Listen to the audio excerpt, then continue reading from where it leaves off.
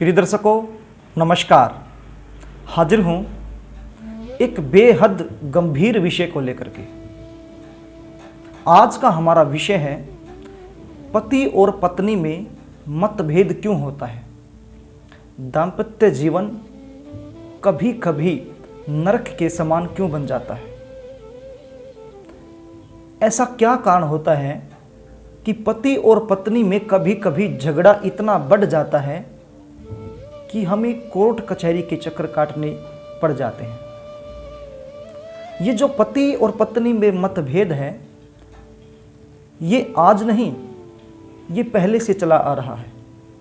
पति और पत्नी में मतभेद पहले भी हुआ करता, आज भी हो रहा है।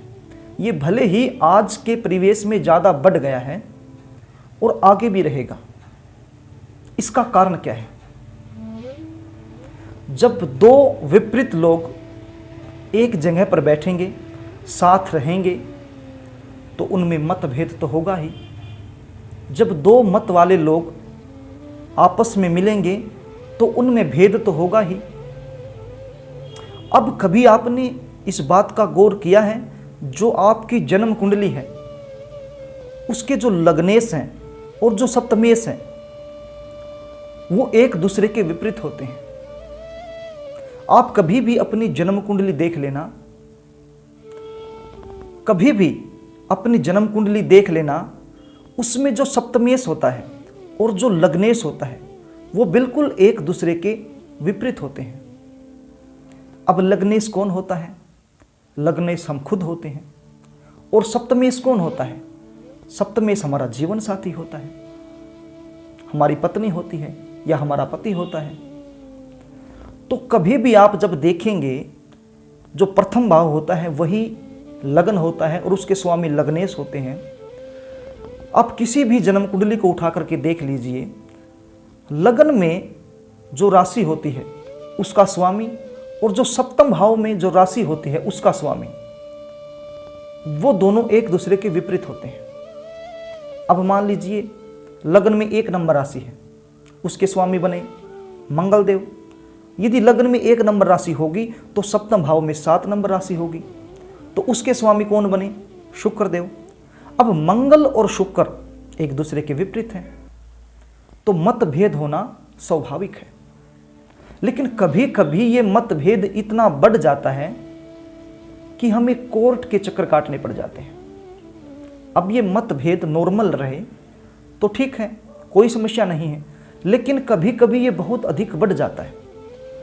ये मतभेद बहुत अधिक क्यों बढ़ जाता है, उसी के बारे में आज मैं आपको बताने वाला हूं।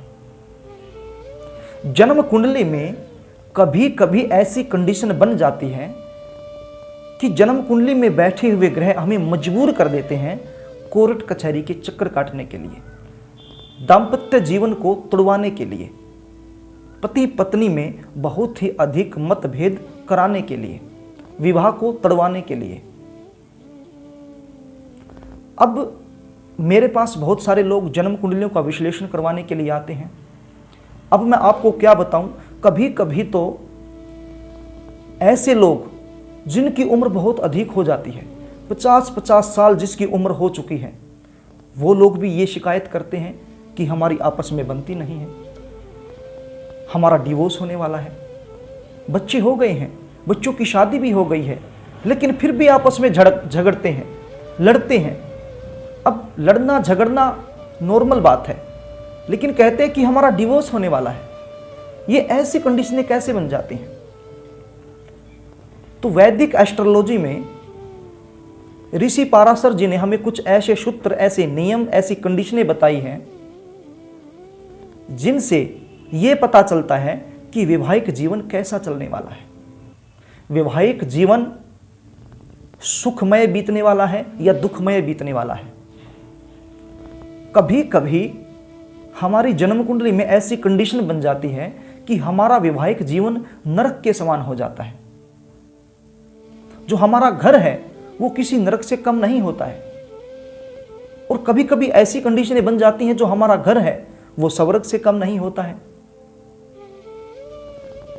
तो प्रिय दर्शकों, वैदिक एस्ट्रोलॉजी में कुछ ऐसे सूत्र हैं जिसके माध्यम से हम ये जान सकते हैं कि हमारा जो वैवाहिक जीवन है वो कैसा रहने वाला है। आज मैं उन्हीं सूत्रों के बारे में आपको बताने वाला हूं। तो प्रिय दर्शकों, सूत्र बताऊं इससे पहले आपसे निवेदन करना चाहूंगा, यदि आप चैनल पर नए हैं तो चैनल को सब्सक्राइब कर लें, बेल आइकन को भी प्रेस कर लें, ताकि हमारी आने वाली ज्ञानवर्धक वीडियो का नोटिफिकेशन आपको मिल सके और वो वीडियो आप आसानी से देख पाएं।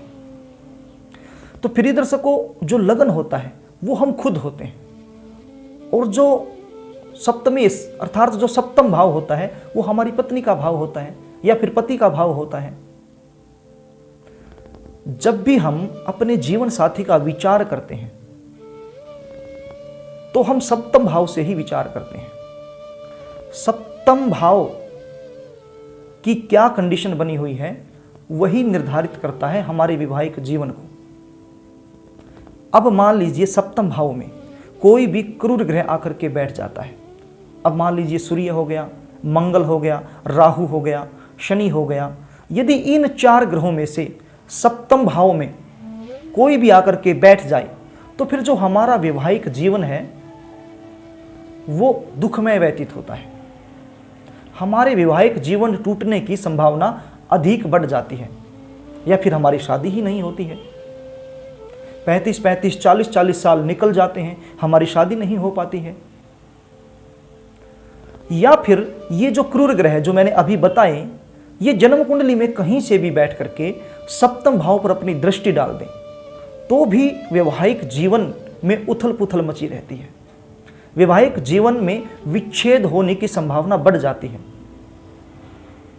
अब बहुत सारे मैंने देखा जन्म कुंडली में ऐसी कंडीशन बनी हुई है कि विवाह विच्छेद की, लेकिन जब मैंने उन्हें कहा कि आपकी जन्म कुंडली में कुछ ऐसी कंडीशन बनी हुई है कि आपका तो झगड़ा बहुत होता होगा, तो उन्होंने कहा कि नहीं, ऐसा तो नहीं है।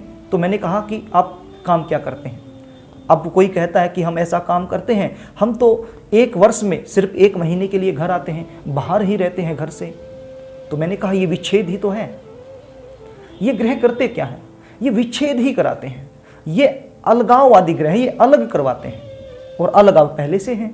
अब साल में 6 महीने में यदि आप 1 महीने के लिए घर आते हैं तो ये विच्छेद ही तो है।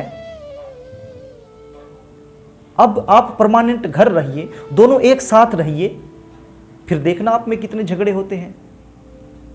तो ये भी कारण हो जाता है कि कभी कभी हम अपने काम में, व्यापार के लिए बाहर रहते हैं, घर में कम रहते हैं, तो भी हमारा वैवाहिक जीवन टिका रहता है, लेकिन कंडीशन उस समय भी बुरी होती है। जन्म कुंडली का जो सप्तम भाव है, स्क्रीन पर आप देख रहे होंगे एक जन्म कुंडली को, जहां 7 नंबर लिखा है, यही सप्तम भाव है। इस सप्तम भाव का स्वामी यदि जन्म कुंडली के किसी भी भाव में बैठ करके पाप कर्तृ योग में फंस जाए, अर्थात किसी भी भाव में बैठ जाए और उस भाव के दोनों साइड में शनि, राहु, मंगल या सूर्य ये ग्रह आकर के बैठ जाएं, तो भी वैवाहिक जीवन में समस्या आने की संभावना अधिक हो जाती है। या फिर जो सप्तम भाव है, इससे आगे और पीछे, अर्थात जहां पर 6 लिखा है और जहां पर 8 लिखा है, यहां पर ये ग्रह आकर के बैठ जाए, सूर्य, राहु, मंगल एवं शनि, इन 4 ग्रहों में से कोई भी ग्रह आकर के बैठ जाए दोनों साइड, तो भी ये पाप कर्तृ योग में फंस जाता है।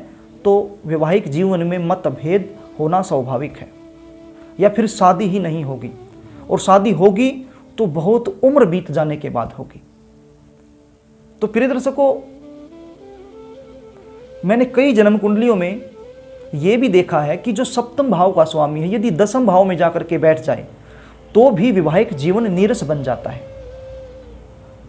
ऐसा होने से होता क्या है, जो पति होता है वो व्यापार में इतना व्यस्त होता है, अपने कार्य में इतना व्यस्त होता है, वो अपनी पत्नी को समय नहीं दे पाता है, जिसकी वजह से उनका वैवाहिक जीवन नीरस बन जाता है और आपस में मतभेद होना शुरू हो जाता है। तो प्रिय दर्शकों, ये जो कंडीशन, ये सूत्र मैंने आपको बताए, यदि ये आपकी जन्म कुंडली में लागू हो रहे हैं तो फिर आपके वैवाहिक जीवन में मतभेद होना तय है। ये जरूरी नहीं है कि आपका वैवाहिक जीवन टूट जाएगा, लेकिन मतभेद होगा, आपस में लड़ाई झगड़े जरूर होंगे। यदि यह कंडीशन दोनों की जन्म कुंडली में बनी हुई है, अब पति की जन्म कुंडली में भी यही कंडीशन बनी हुई है और पत्नी की जन्म कुंडली में भी यही कंडीशन बनी हुई है, तो फिर विवाह टूटना निश्चित है, उसको कोई नहीं रोक सकता।